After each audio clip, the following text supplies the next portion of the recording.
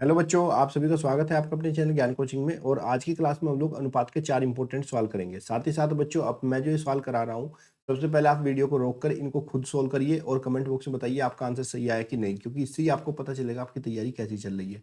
पहला क्वेश्चन ये है हमारा, सेकंड वाला ये, थर्ड हमारा ये है और फोर्थ क्वेश्चन हमारा ये है। तो चारों क्वेश्चन आप लोगों ने देख लिए कौन कौन से हम लोग आज की क्लास में सोल्व करने वाले हैं। तो ध्यान से इन क्वेश्चन को सोल्व करिएगा और मुझे बताइएगा कितने में आंसर आपके सही आए हैं। तो सबसे पहले हम क्वेश्चन नंबर 1 देख लेते हैं। क्वेश्चन वन नंबर 1 जो है आपका मोस्ट इंपोर्टेंट क्वेश्चन है और मुझे कमेंट बॉक्स में बताइए इसका आंसर कितने बच्चे सही लेकर आए हैं। चलिए देखते हैं। पर्सन पहले क्या करना है बच्चों को, जब भी आप पेपर में सवाल करते हो या कोई भी क्वेश्चन आपको करना हो तो सबसे पहले उसको बहुत ध्यान से पढ़ो। पढ़कर उसका मतलब जानो, क्वेश्चन में बोल क्या रहा है, पूछ क्या रहा है, उसके बाद फिर इसको सोल्व करो, तब जाके आपका आंसर 100% राइट आएगा। ठीक है, तो चलिए शुरू करते हैं। क्वेश्चन में कहा गया है एक पीपे में दो द्रव ए और बी 5:3 में है। यदि मिश्रण से 16 लीटर द्रव निकालकर उतनी ही मात्रा में दूसरा बी द्रव मिला दिया जाता है तो इसका अनुपात 3:5 हो जाता है। तो पीपे में द्रव की कुल मात्रा कितनी रखी जा सकती है। तो क्वेश्चन में क्या कहा, समझ में आ गया आपको। इसमें कहा है कि एक पीपा है, पीपे का मतलब एक बर्तन है। इस बर्तन के अंदर द्रव रखा गया है ए और बी, यानी कि इसका मिश्रण है। इसके अंदर ए और बी दो द्रव मिले हुए हैं। अब ये कह रहा है इस पूरे मिश्रण में से बाहर जो है, इस पूरे मिश्रण में से 16 लीटर द्रव को बाहर निकाल लिया गया है। और 16 लीटर द्रव निकालकर इसमें इतना ही, जितना हमने द्रव निकाला इतना ही इसमें जो दूसरा हमारा द्रव मिश्रण है बी, वो इसके अंदर इतना ही डाल दिया गया है। और जब ये मिश्रण डाला तो 3:5 हो गया। तो हमें ये बताना है इसमें जो ये टोटल इसमें कितना आ सकता है, इसकी कैपेसिटी कितनी है, कुल द्रव इसके अंदर कितना रखा जा सकता है। इतना समझ में आ गया बच्चों आपको। तो इस सवाल को करेंगे कैसे। एक पीपे में दो द्रव ए और बी है जिनका अनुपात 5:3 है। आप यहाँ पे लिखोगे माना, आप यहाँ पे मान लीजिए कि भाई जो आपका ए द्रव है और बी द्रव है, इनका अनुपात है कितना, 5:3। आप इनको मानिए कि जो ए है ना, इस अंदर इस पूरे मिश्रण में ए जो है वो 5x लीटर है। और जो आपका बी है, बी का कितना था, 5:3 था। तो जो आपका बी मिश्रण है इसके अंदर वो 3x लीटर है। ठीक है बच्चों। अब इसने क्या किया, इसके अंदर से 16 लीटर तो बाहर निकाल दिया। जब बच्चों इस पूरे मिश्रण में से इसने 16 लीटर बाहर निकाला तो ये 16 लीटर भी तो किस अनुपात में निकला होगा बाहर, 5:3 के अनुपात में ही निकला होगा। ठीक है कि नहीं। अब 5:3 के अनुपात में निकला तो इसका मतलब ये जो हमारा ए बी का अनुपात था 5:3, इसके अंदर से ए कितना निकला और बी कितना निकला ये पता लगाएंगे। तो इस 16 लीटर के अंदर पहले ए की क्वांटिटी जांच लेंगे कितनी है। तो टोटल कितना लीटर है, 16 लीटर हमने निकाला। तो अनुपात है 5:3 का, तो अनुपात का योग करेंगे। 5:3 कितना हो गया, 8। 8 से 16 कटेगा 2 बार। और ए का अनुपात था 5, तो 2 × 5। इस 16 लीटर में 10 लीटर जो है वो हमारा ए का है मिश्रण। मिश्रण में ए जो है वो 10 लीटर है जो हमने 16 लीटर निकाला। तो बी बचा हुआ कितना हुआ, सिंपल सी बात है भाई, 16 लीटर इसमें से निकाला था तो बी का कितना बचा होगा, 6 लीटर। अब यहाँ पे देखिए इस पूरे मिश्रण के अंदर ए और बी तो थे, तो अब इसके अंदर ए कितना रह गया है, ए इसके अंदर रह गया है 5x लीटर पूरा था। 5x में से 10 लीटर ये बाहर निकल चुका है 16 लीटर के साथ में। तो 5x माइनस 10 लीटर इसके अंदर बचा। और जो बी हमारा बचा हुआ है वो था 3x लीटर। और 3x में से 6 लीटर हमारा बाहर निकल गया है। ठीक है, ये अब इतना से बचा रह गया। लेकिन प्रश्न में हमसे कहा गया है कि इस पूरे मिश्रण में से 16 लीटर जो हमने निकाला उतना ही हमने दूसरा जो बी वाला द्रव है उतना ही हमने इसके अंदर मिला भी दिया। और जब हमने इसके अंदर मिलाया तो इसका अनुपात 3:5 हो गया। इसका मतलब ये हुआ कि ए तो हमारा 5x माइनस 10 ही बचा, लेकिन हमने बी जो है इसके अंदर 16 लीटर और डाल दिया है। तो बी की अब क्वांटिटी 3x माइनस 6 प्लस 16 हो गई। इसको सोल्व करेंगे तो बी की क्वांटिटी अब 16 लीटर मिलाने के बाद 3x प्लस 10 हो गई। और अब ये जो क्वांटिटी है 16 लीटर मिलाने के बाद ए और बी का जो अनुपात है वो अनुपात कितना हो गया बच्चों, 3:5 हो गया। यानी कि ए बटा बी बराबर कितना हो गया हमारा, 3/5। अब ए कितना हुआ, ए तो 5x माइनस 10 है।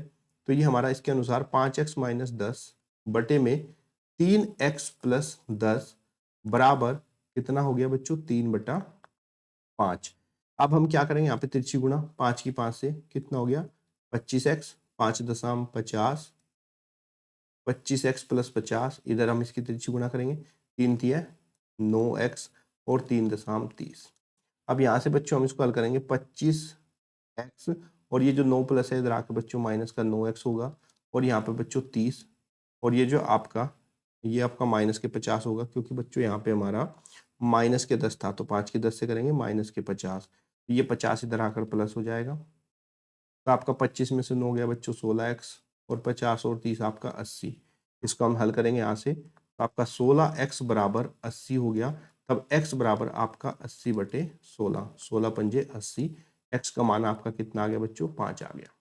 अब इस बर्तन के अंदर क्या था, a और b तो थे, a को मैंने 5x माना था, b को 3x, तो इस बर्तन की जो टोटल कैपेसिटी थी वो 5x प्लस 3x, क्योंकि a और b तो उसके अंदर थे, तो a और b 5 और 3 कितना हो गया बच्चों 8x हो गया। और हमसे ये तो पूछा गया है टोटल कितनी क्वांटिटी रखी जा सकती है, जब x का मान हमारा 5 आया तो टोटल क्वांटिटी 8 गुणा 5 बराबर कितना आपका 40 लीटर। ऑप्शन नंबर बी आपका राइट आंसर। कमेंट बॉक्स में बताओ बच्चों आपको समझ में आया कि नहीं क्वेश्चन ये। अगला प्रश्न देखिए,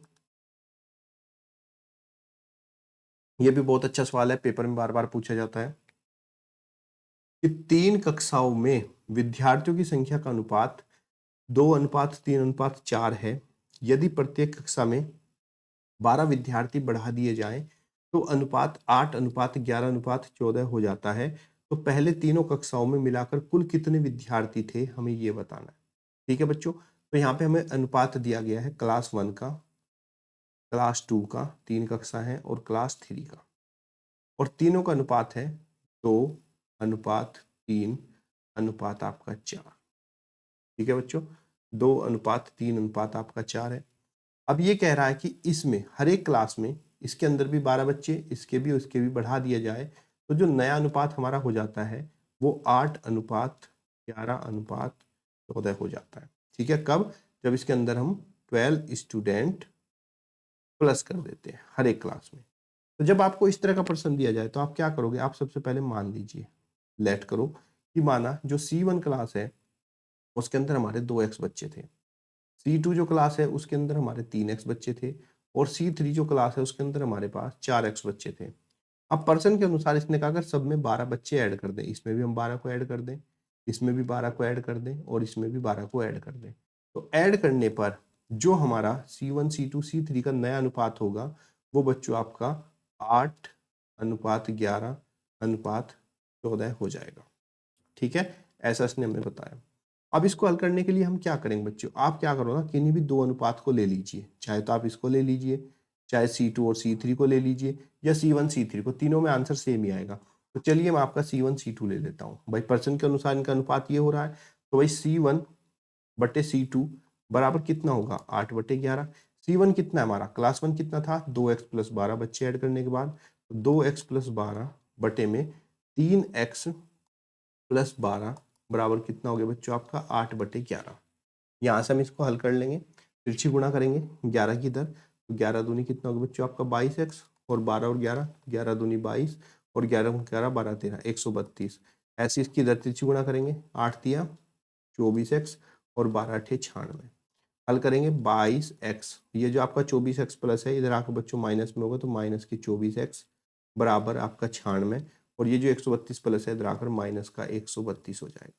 इसको हल करेंगे, 24 में से 22 गए माइनस के 2x, और इधर बच्चों आपका 132 में से 96 माइनस करेंगे, 12 में से 6 गया 6, और इधर आपका कितना बचा हमारा, इधर 12 में से 9 गया 3, माइनस का माइनस से माइनस कैंसिल, x बराबर 36/2, 2 से 36 कटेगा 18 बार, x की वैल्यू आपकी कितनी आएगी बच्चों 18 आएगी। हमसे पूछा गया था कि तीनों क्लास में कुल कितने बच्चे हैं, तो मैंने पहले क्लास में कितना माना था 2x माना था, दूसरी में 3x, और तीसरी में 4x, तो टोटल बच्चे कितने हो गए 2 और 3 5 और 4 9। तो तीनों क्लास में C1 C2 और C3 जो क्लास है इसमें टोटल बच्चे होंगे हमारे पास 3 2 5 और 4 9x बच्चे, और x का मान कितना है बच्चों 18, तो 9 गुणा 18, और 18 निम में कितना होता है 162। तो टोटल तीनों क्लास में जो बच्चे हैं वो 162 होंगे। ऑप्शन नंबर बी आपका राइट आंसर। क्लियर है बच्चों, कमेंट बॉक्स में बताओ समझ में आया कि नहीं। अगला प्रश्न देखिए, दो रेलवे स्टेशन है जिनके बीच प्रथम और द्वितीय श्रेणी के किराए में 4:1 का अनुपात है। तो बच्चों यहाँ पे किराए का अनुपात दे रखा है, किराया, ठीक है। फर्स्ट क्लास, प्रथम श्रेणी को मैं फर्स्ट क्लास बोल देता हूँ, फर्स्ट सी लग के, और सेकंड श्रेणी को मैं सेकंड सी बोल देता हूँ, सेकंड क्लास, जिसके अंदर किराए का जो अनुपात है वो 4:1 है। ये इनका अनुपात है, 4:1। और यहीं पर बच्चों इनकी जो यात्री हैं, इनके अंदर जो यात्री बैठते हैं, आपने देखा होगा ना सेकंड क्लास में कितनी भीड़ होती है। तो अगर यात्रियों का अनुपात मिलाएं तो फर्स्ट क्लास में जो यात्री और सेकंड क्लास में जो यात्री हैं, उनका अनुपात है हमारे पास 1:40। अब अब क्या हुआ, एक दिन इनसे जो टोटल किराया प्राप्त हुआ, यानी कि प्रथम श्रेणी के और सेकंड श्रेणी से जो टोटल किराया प्राप्त हुआ वो 1100 रुपये प्राप्त हुआ। अब हमें ये बताना है कि जो प्रथम श्रेणी के यात्री है, यानी कि जो फर्स्ट क्लास के जो यात्री हैं, उनसे पैसेंजर हैं, उनसे कुल कितना किराया वसूल हुआ, हमें ये बताना। ठीक है बच्चों, चलिए देखते हैं। तो हम मान लेते हैं कि जो फर्स्ट क्लास के यात्री हैं वो 4 है, तो फर्स्ट क्लास के यात्री से 4x किराया मिला, ठीक है। और जो सेकंड क्लास के यात्री है उनसे हमें केवल x किराया मिला, क्योंकि यहाँ पे 1 है। अब एक दिन क्या हुआ था कि टोटल 1100 रुपये प्राप्त हुए। तो देखो बच्चों, यहाँ पे समझो, किराया कौन दे, ये तो एक यात्री का किराया है ना, और यहाँ पे यात्री कितना है, एक ही है। तो भाई पर्सन के अनुसार देखें हम, तो यात्री गुणा उसका किराया, यानी कि प्रथम श्रेणी का जो टोटल किराया इकट्ठा हुआ वो 4x हुआ, प्लस सेकंड क्लास के किराया कितना था, x था, और यात्री कितने थे, 40 थे। तो भाई एक आदमी का किराया x था, तो ऐसे ही मान के आप चलो कि 40 यात्री का किराया कितना होगा, 40x। तो यहाँ से किराया टोटल हो गया कितना हमारे पास, 40x।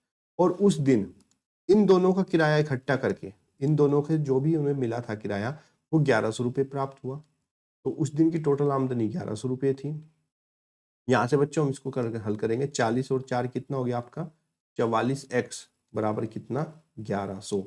इसको हल करेंगे तो बच्चों x बराबर कितना हो जाएगा, 1100 भाग 44, 11 एकम 11, 0 0, 11 चौक 44, 4 से हम इसको काटेंगे 100 को, कितना आएगा 25।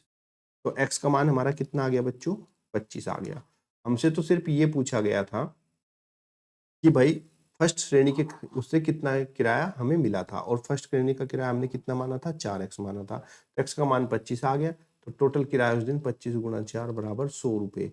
तो फर्स्ट क्लास के जो यात्री थे उनसे केवल 100 रुपये वसूला गया था। ऑप्शन नंबर सी आपका राइट आंसर। अगला प्रश्न देखिए बच्चों, प्रश्न संख्या 4, कि ए बी तथा सी के मासिक वेतन 2:3:5 के अनुपात में है। यदि सी का मासिक वेतन ए के मासिक वेतन से 12,000 रुपये अधिक है, तो बी का वार्षिक वेतन कितना होगा। तो बच्चों इस प्रश्न में आपको ए बी सी का मासिक वेतन दिया गया है, A/B/C दिया गया आपको 2:3:5।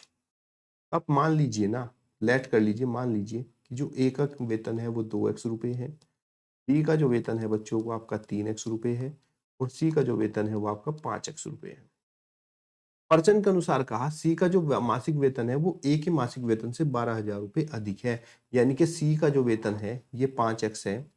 ये अगर मैं ए में से घटाऊं, 2x में से घटाऊं, तो किसके बराबर होगा, 12,000, क्योंकि इससे 12,000 ज्यादा है। 5 में से 2 गया कितना हो गया बच्चों आपका, 3x बराबर कितना आपका, 12,000। तो x बराबर कितना हो गया आपका, 12,000 भाग 3, 3 से काट देंगे कितना आया बच्चों आपका, 4,000। तो x का मान आपका कितना है बच्चों, 4,000 आया। हमसे तो पूछा गया था बी का वार्षिक, और बी का वार्षिक वेतन कितना था बच्चों, 3x। तो बी का वार्षिक वेतन आपका आ जाएगा 3 गुणा x की जगह 4,000 रखेंगे, तो कितना आ गया आपका, 12,000 रुपये। ऑप्शन नंबर सी बी आपका राइट आंसर। यहीं पे बच्चों अगर आपसे ये किसी का भी वेतन पूछ लेता, जब आपके पास x की वैल्यू आ जाती है, फिर वो आपसे किसी का भी वेतन पूछे, आप उसको चुटकियों में सोल्व कर दो। अब बच्चों मुझे कमेंट बॉक्स में आप ये बताओ कि कितने बच्चों ने इसको मुझसे पहले सोल्व करा, किनके आंसर सही आए थे, किनके आंसर सही नहीं आए थे। देखो जिनके आंसर यहाँ पे ठीक आए हैं तो उम्मीद करता हूँ उनका सिलेक्शन 100% क्लियर है। लेकिन बच्चों जिनके आंसर इन सवाल के सही नहीं आ रहे, तो कहीं ना कहीं आपको मेहनत की जरूरत पड़ेगी। आप मेहनत करोगे तो पक्का आपका भी नंबर आ जाएगा। तब तक के लिए मुझे इजाजत दीजिए। धन्यवाद। जय हिंद, जय भारत।